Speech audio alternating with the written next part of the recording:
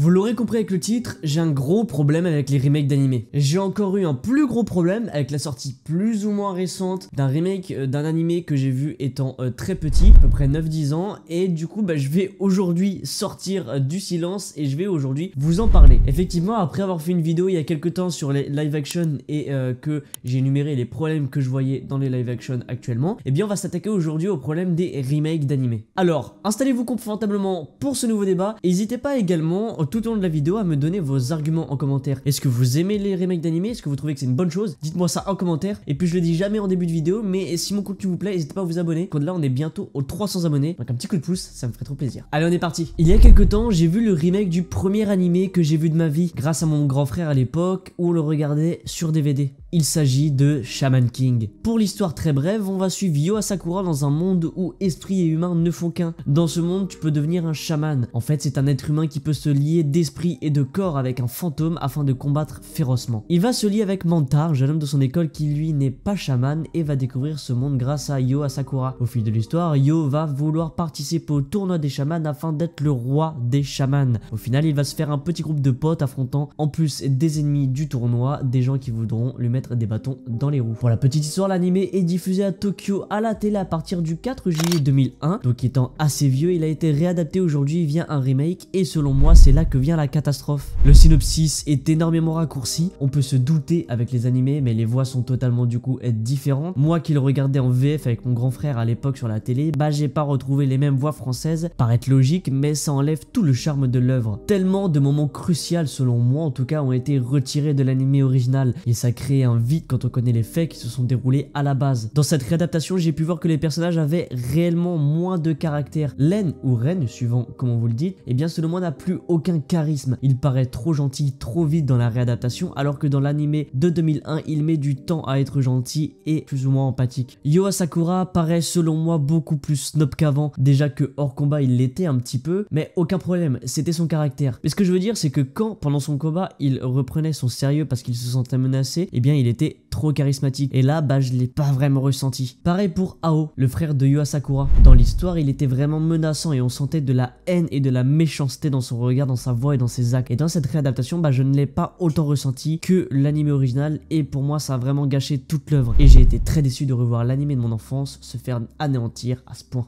J'invite encore une fois sur cette partie de vidéo toutes les personnes qui regardent à ce moment-là cette vidéo à me donner votre avis. Peut-être que vous avez adoré, et j'attends votre réponse et un petit peu démarrer ce débat, bien évidemment en restant dans le respect de tous s'il vous plaît. Trêve de petites pubs de youtubeurs, venons-en tout de même au point positif. Ce qui est plus ou moins bien, c'est que récemment une saison 2 est sortie, chose qui m'avait énormément frustré à l'époque parce que l'animé s'est terminé avec la première saison et on avait envie d'en voir plus. Il était excellent et pour autant on a eu le malheur de rester sur notre faim. Alors grâce à cette réadaptation, ils ont publié une saison 2 et nous donné une suite. Néanmoins, je dois vous redonner un peu de négativité en disant honnêtement que je ne l'ai pas regardé au vu de comment était le remake de la saison 1. Alors dites-moi objectivement si la saison 2 mérite d'être vue, et à ce moment-là je m'engage à donner une chance au remake et je me replongerai dedans et je regarderai la saison 2. Pour information, j'ai fait cette vidéo car j'ai vu une annonce quand je scrollais sur les réseaux, puis je me suis un petit peu renseigné. Il a été annoncé que One Piece allait justement bénéficier d'un remake, reprendre les premiers épisodes pour en refaire toute l'animation au goût du jour. Des images ont été diffusées et montrées, et c'est vrai que c'est beau et que ça donne envie. J'espère néanmoins qu'ils ne toucheront pas à l'histoire en effectuant des changements comme pour Shaman King. Ils l'ont fait pour le live action, la série qui est sortie sur Netflix, oui, et ça ne m'a pas dérangé parce que c'est une adaptation à part de l'animé et j'ai trouvé ça plutôt cool. Mais quand on touche un remake graphique, si je puis dire ça comme ça, eh bien de l'animé, il faut vraiment pas se louper, surtout quand on s'attaque à One Piece. Alors là, c'est pareil, donnez-moi vos impressions en commentaire sur les images que vous avez vues, faites-moi part de vos craintes, de vos envies. J'ai vraiment espoir que cette vidéo soit assez interactive et qu'on puisse en discuter en commentaire pour débattre de tout et donner nos avis divergents ensemble. Moi, tout ce que je dis et tout ce que je pense, c'est que pour One Piece, ils ont pas le droit de se louper. Il faut vraiment mettre les bouchées doubles. Pour répondre au titre, je pense que tout comme les live action, les remakes d'animés anciens sont un problème lorsqu'ils sont mal faits par des personnes qui ne portent pas vraiment l'animé de base dans leur cœur. Quand on touche à une œuvre faite il y a des années, qui depuis le temps a rassemblé plein de fans et d'adeptes à cette œuvre, et qu'on décide pour leur bien et pour leur grand bonheur de remettre ça au goût du jour, sincèrement il faut y mettre son cœur et tout donner et ne pas se louper pour éviter leur déception. Et ça, eh bien, ça passe déjà par le fait de ne pas toucher à l'histoire de base et laisser ça tel quel, tel que c'était par exemple en 2004, 2005, peu importe l'année à laquelle vous avez vu, eh bien, Shaman King. Alors voilà, je suis pas un énorme fan de One Piece, mais s'il vous plaît, ne détruisez pas les belles ruines du passé qui continuent à faire rêver plein de monde, qui décident encore aujourd'hui, chaque jour,